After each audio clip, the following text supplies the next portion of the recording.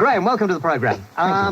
I've just had this encounter with this guy who is reportedly from Italy, speaking Spanish through a Peruvian about the stigmata and everything else, and then he suddenly hits me with the fact that the Virgin Mary had told him the third thing of Fatima, secret of Fatima, and that included visitations from aliens that we're not to be afraid of, and the fact that a god is god of the whole universe, so obviously people or beings on other planets worship this god as well.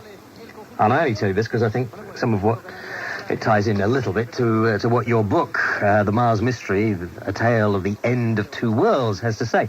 The latest scientific evidence of a hidden menace lurking in our solar system, the fragments of a giant comet that passed close to Mars and to the Earth some 20,000 years ago. The evidence suggests that it was an intense bombardment of these fragments that killed Mars. Not millions of years ago, as most scientists still suppose, but very recently. On Earth, it's becoming more and more obvious that a previously unidentified civilization may have been destroyed and lost during these cataclysmic times. The Mars Mystery investigates the extraordinary possibility that an equally great civilization could also have been destroyed by our neighboring planet around the same time and by the same cosmic cause. The author, Graham Hancock, is with me. Did you read these two bits in the papers recently as well? Yes. The great balls of fire that could have wiped out ancient empires, and Britain races ahead apparently to probe the red planet. For life on Mars, yeah. There's no doubt that there's a growing awareness and concern amongst scientists about the dangers represented to the Earth by impacts with comets and asteroids.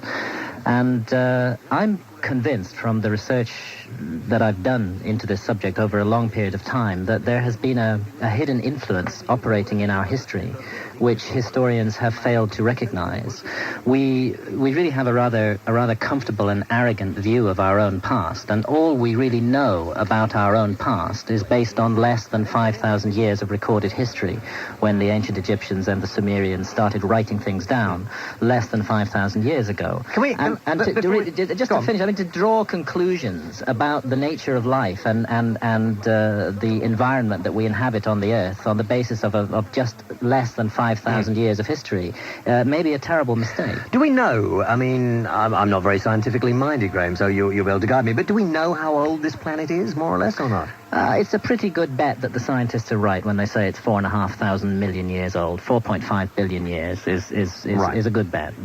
So dinosaurs that were wiped out go back how long? The dinosaurs were destroyed 65 million years ago and had a good 100 million years plus prior to that. Yes, a very long-lived species, which was totally obliterated 65 million years ago. And I mean, this again comes to the point because we now know why the dinosaurs became extinct.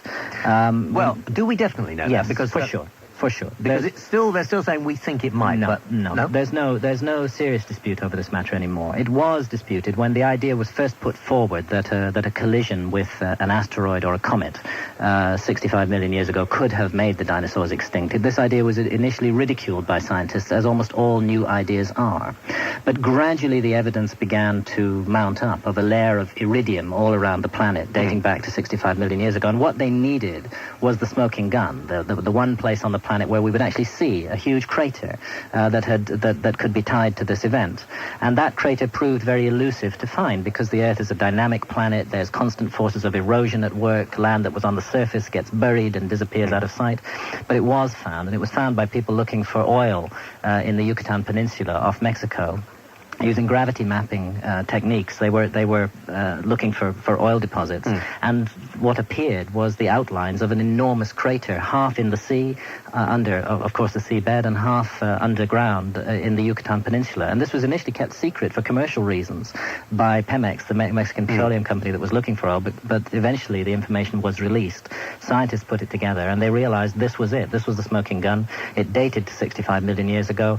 It was an object about 10 kilometers kilometers wide. It hit the Earth at about 100,000 miles per hour, and it created a planetary cataclysm on an unbelievable scale. I mean, did it knock the planet off its orbit, or slightly? It would have slightly affected the orbit of the planet. It's a tall order to shift a planet out of its orbit, but this was enough of a blow to do that. But more to the point, it was an object that created global earthquakes that threw an enormous quantity of dust into the atmosphere, which then shut the planet down totally. No light reaches the planet's surface for years. Photosynthesis shuts down. Plants can't reproduce. The food chain ends. And presumably plants lie dormant, like seeds in a ploughed field that don't come round for 20 years or Some lie dormant, some survive, some species do survive. It was generally reckoned that about 90% of all species on Earth were wiped out in that event. And what sort of things survived, do you think? Well, we Fish? did. Our ancestors did. Yeah. The ancestors of mankind did. The ancestors mammals did. Fish, so that huge quantities of fish survived and regenerated. Life regenerated itself. But this was,